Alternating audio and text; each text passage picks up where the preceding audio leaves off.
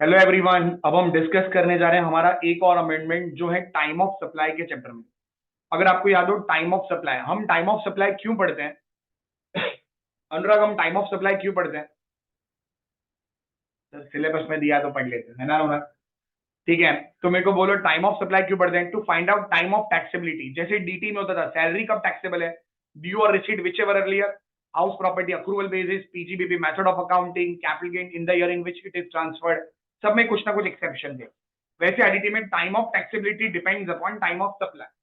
अगर आपका सप्लाई जो है, सप्लाई का टाइम वो आता है जून, तो आप टैक्स कब दोगे? 20 जुलाई।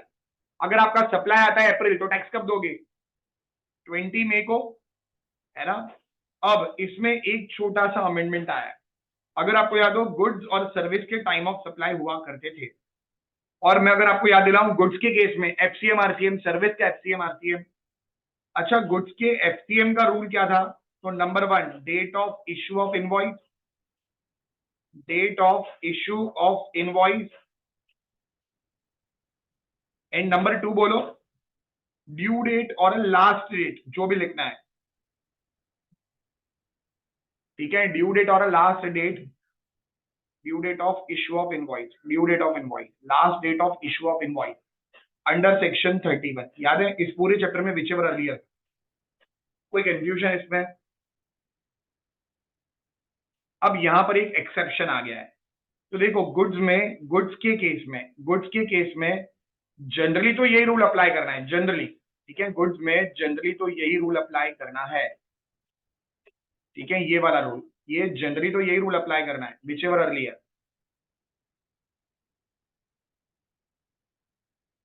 ठीक है, लेकिन अब सुनो, गुड्स के केस में एक माइनर सा चेंज है।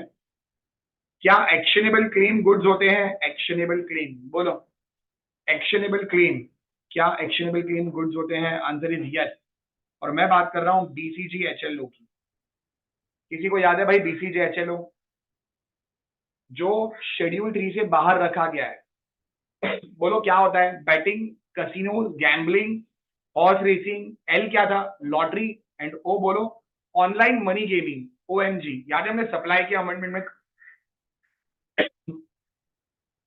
वेरी सॉरी, हमने इसको सप्लाई के अमेंडमेंट में कवर भी करा था, वेरी सॉरी। तो देखो, ये जो था शेड्यूल 3 से बाहर रखा गया, इस पर जीएसटी आता है। Now it is supply of, बोलो क्या? Supply of goods. क्या इस पर जीएसटी आता है? हाँ। एक्शनेबल क्लेम आर गुड्स, और ये सप्लाई ऑफ गुड्स है। अब क्वेश्चन क्या है?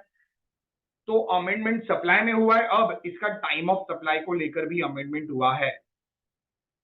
ठीक है, नॉर्मली, नॉर्मली गुड्स के केस में, एफसीएम में गुड्स के केस में क्या टाइम ऑफ सप्लाई होता है?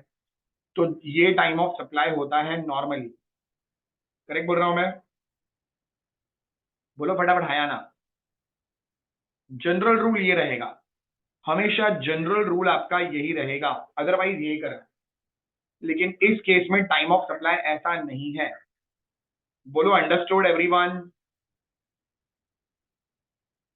ये देख लो, अब ठीक है अनुराग, कोई कंफ्यूजन इसमें?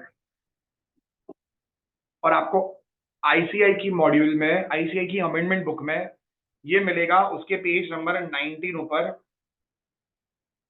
चैप्टर का नाम आईसीआई ने वैल्यू लिखा है, वो शायद प्रिंटिंग मिस्टेक हो गया रहेगा, बट ये पॉइंट जो है वो टाइम ऑफ सप्लाई से रिलेटेड है। 12, सेक्शन 12 ऑफ सीजीएसटी एक्ट। याद है section 12 time of supply of goods, section 13 time of supply of service. और देख लो क्या रूल है, पढ़ लो, मैंने यहाँ लिख दिया है। Date of receipt of payment.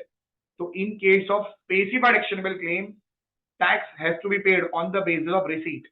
ठीक है, तो मान लो मैंने बैटिंग किसी की एक्सेप्ट करी, मैं बैटिंग अलाउ कर रहा हूं, सामने वाला 1 करोड़ देकर गया, बैट लगा कर गया है इस महीने, कौन सा महीना है ये? मार्च। तो बोलो इसका टैक्स कब दो? 20 अप्रैल। जब पैसा आएगा अगले महीने टैक्स दे दो। Date of receipt of payment, date of receipt of payment. भाई ये क्लियर है? बस ये एक माइनर सा अमेंडमेंट हुआ है टाइम ऑफ सप्लाई के चैप्टर में, देख लो। BCG HLO, supply of goods, time of supply. अच्छा, वैसे ये हमने कवर करा था, ये मैंने सप्लाई की अमेंडमेंट के साथ ऑलरेडी कवर कर दिया था, अगर आपको याद हो। बीसीजी एचएलओ जो है, क्या अब वो सप्लाई है? उस पर जीएसटी का रेट आता है 28, उसकी वैल्यूएशन हमारे सिलेबस में नहीं है, वो फाइनल में। सप्लाई ऑफ गुड्स है and date of receipt of payment. बोलो कोई कंफ्यूजन है इसमें? Actionable claim. तो अब टाइम ऑफ सप्लाई में याद रखना, अगर एक्शनेबल क्लेम है BCGHLO तो date of receipt of payment, others हैं तो बोलो number 1 number 2 whichever early. और अगर आपको याद हो last date of issue of invoice क्या होता था, तो वो होता था रिमूवल और या तो फिर बोलो डिलीवरी, दो में से कुछ एक, दोनों नहीं। भाई कुछ याद आया आपको ये सब? ठीक है, तो बस ये हमारा अमेंडमेंट था टाइम ऑफ सप्लाई में। बाकी वीडियोस में मिलते हैं हम बाकी अमेंडमेंट्स के साथ। Thank you very much.